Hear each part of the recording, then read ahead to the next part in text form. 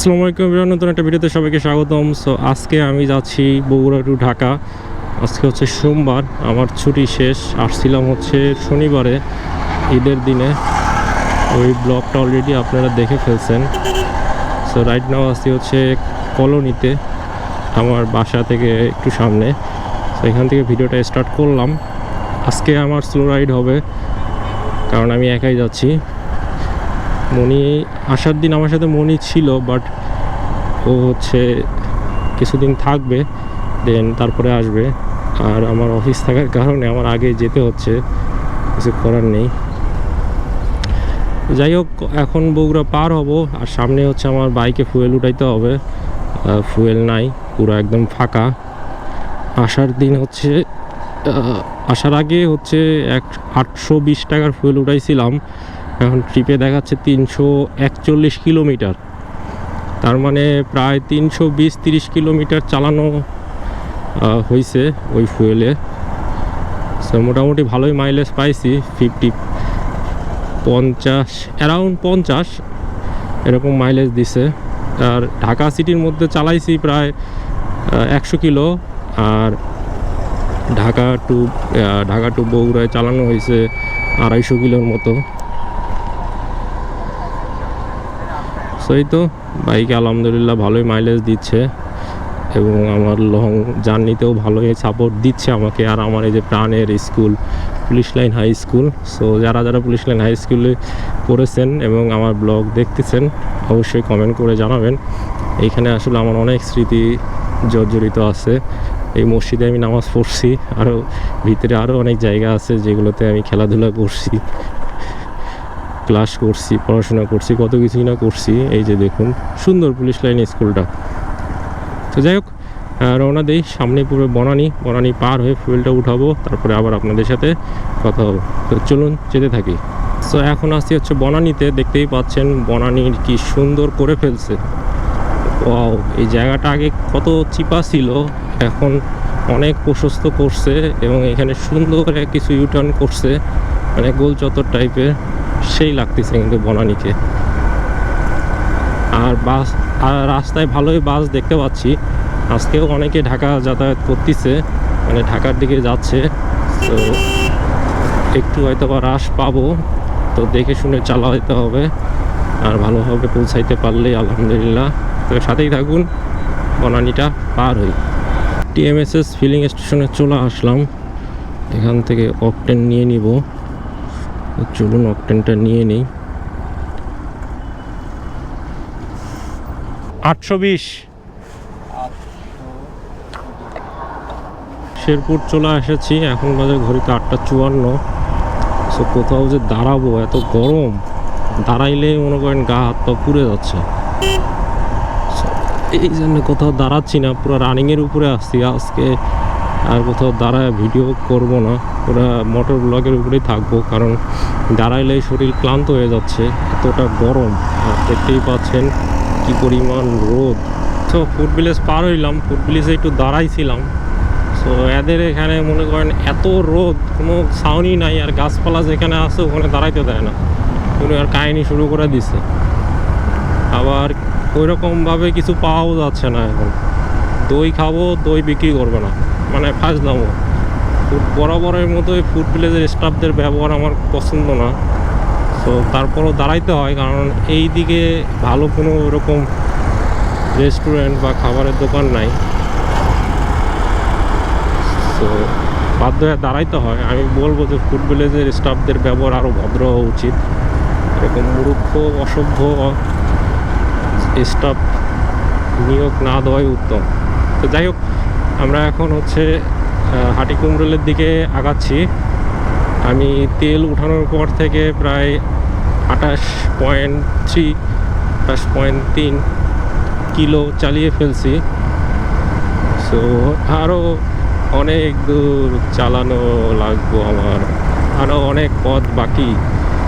So প্যারা নাই, গাড়ি যখন রানিংয়ে আসে তখন কষ্ট হচ্ছে না, বাট দাঁড়াইলে যে পরিমাণ গরমটা লাগতেছে যে বলার বাইরে। আসলে কোথাও দাঁড়াইতে ইচ্ছা করতেছে না, 5 সেকেন্ডের জন্য দাঁড়াইলে হাত পা পুরে সারখার হয়ে যাচ্ছে, এত তাপ।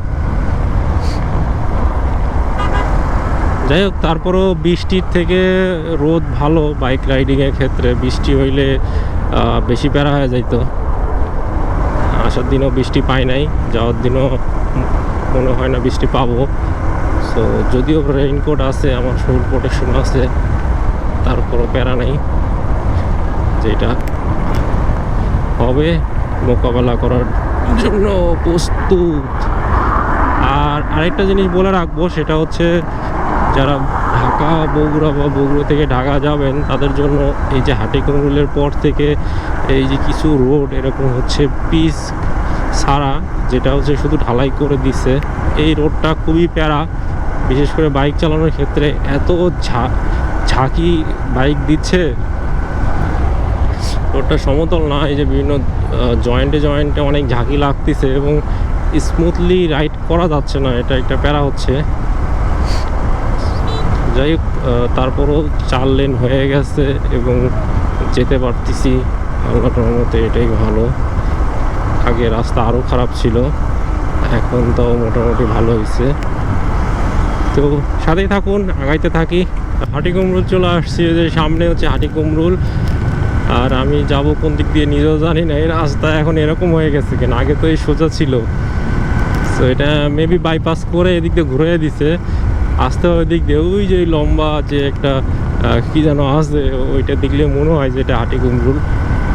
তো যাই হোক, এখন এইখানে পুরা অবস্থাই চেঞ্জ। দেখুন কি অবস্থা এখানে, সেই বিশ্বমানের কিছু ইলুপ হবে, সো অনেক কিছু হবে আশা করি। তো যে যাইতে আসছি এবং রাস্তা পুরা স্মুথ, গাড়ি তো মনে করেন 60-এর নিচে নামতেছেই না। একদম প্লেন রাস্তা পাইলে 70-80 এরকম স্পিডে চালাচ্ছি। এই যে দেখুন, এই যে এখন একটা রাস্তা, ভালো রাস্তা পাইলাম, আবার ওই যে ঢালাই করা রাস্তা কিছু, তারপর আবার এরকম। সো এইভাবেই চলতেছে। এই রাস্তাগুলোতে এত জার্কিং হয়, ও সেই জার্কিং হচ্ছে, তো খুবই ঝামেলা এই রাস্তাগুলা। আবার স্মুথ রাস্তাতে উঠে যাব।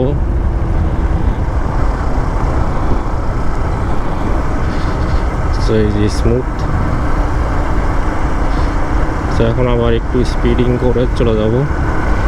সো ব্রেক ট্রেক দিচ্ছি না, কারণ প্রচণ্ড রোদের ভিতরে যেখানে দাঁড়াচ্ছি সেখানেই কষ্ট পাচ্ছি। তো এই জন্য খুব দ্রুত যাওয়ার ট্রাই করতেছি। আগে এইখানে না, একটু সামনে মেবি এইখানে ফুড ভিলেজ ছিল। কত সুন্দর ফুড ভিলেজটা ছিল, এটাই ভালো ছিল যে আপনার ঢাকা বগুড়া প্রায় মিডল পয়েন্টেই ছিল। আর এখন যেটা আছে সেটা একদম বগুড়ার কাছাকাছি। সো ওইখানে আসলে বগুড়া থেকে যাওয়া আসা করার সময়, মানে যাওয়ার সময়ও দাঁড়াইতে সমস্যা, আসার সময় দাঁড়াইতে সমস্যা। সো মিডল পয়েন্টে থাকলে জিনিসটা ভালো হয়। সো এইখানেরটা আমার মতে বেস্ট ছিল। তো রাস্তা প্রশস্ত করার কারণে ভেঙে দিতে হয়েছে। তো যাই হোক, আসলে কিছু করার নেই। এখন আমি চলে যাই এক টান দিয়ে, যে সামনে যে আবার কথা হচ্ছে। ঘড়িতে বাজে রাইট 10টা, আর আমি এখন আসছি হচ্ছে যমুনা সেতুতে। এই যে দেখুন 10টা বাজে আমার জিশকে। তো আমি এখন আসছি যমুনা সেতু টোল প্লাজায়। এখন একটু পরে টোল দিব, দিয়ে সেতুতে উঠে পড়বো। আমার ঢাকা থেকে বগুড়া থেকে আসতে 1.5 ঘন্টার মতো লাগছে যমুনা সেতু পর্যন্ত।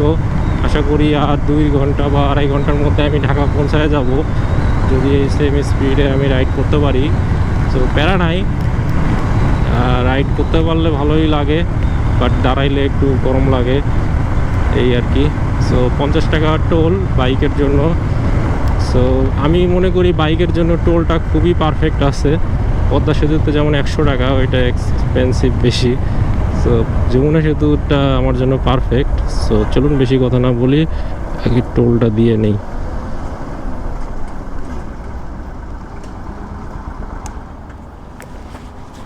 তো এখন বাজে ঘড়িতে 10টা 58, টাঙ্গাইল পার হচ্ছি।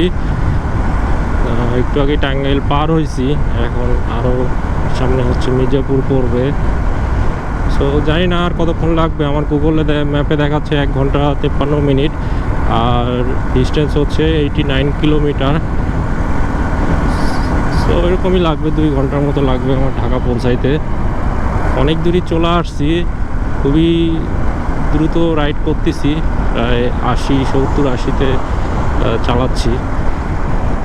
আর এইদিকে টাঙ্গাইলে এইদিকে একটু গাড়ির চাপ বেশি মনে হচ্ছে, ওইদিকে ওইরকম গাড়ির চাপ পাই নাই, বাট এইদিকে একটু বেশি চাপ পাচ্ছি। তো যাই হোক, সমস্যা নাই, এখন পর্যন্ত কোনো সমস্যা হয় নাই। আল্লাহর রহমতে ভালোভাবেই আসছি এই পর্যন্ত। আশা করি সামনের দিকেও ভালোভাবে যাইতে পারবো। মির্জাপুর পার হচ্ছি, এখন পর্যন্ত আল্লাহর রহমতে খুব ভালোভাবে আসছি। এখন বাজে ঘড়িতে 11টা 26। আশা করতেছি 1টার মধ্যে ঢাকা পৌঁছাতে পারবো। চন্দ্রা পার হলাম, এখন এখান থেকে আছে আর মাত্র 38 কিলোমিটার। ঘড়িতে বাজে হচ্ছে 11টা 43। বের হয়েছিলাম 8:30টায়।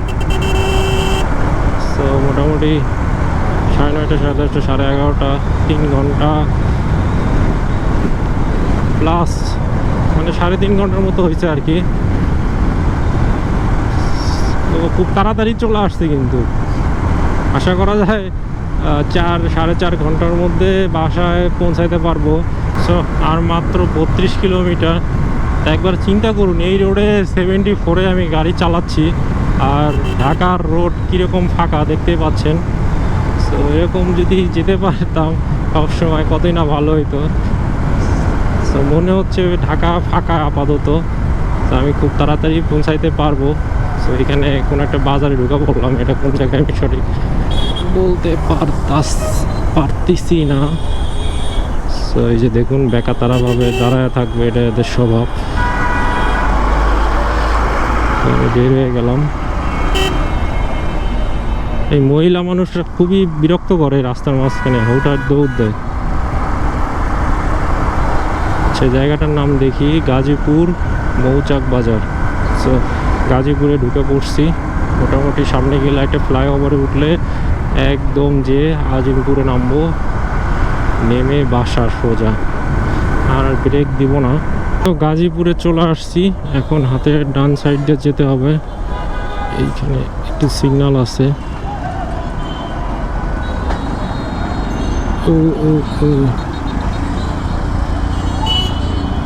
তো এইখান থেকে মোটামুটি গাড়ি একটু চাপ আছে, তো জ্যাম খাইতে হবে।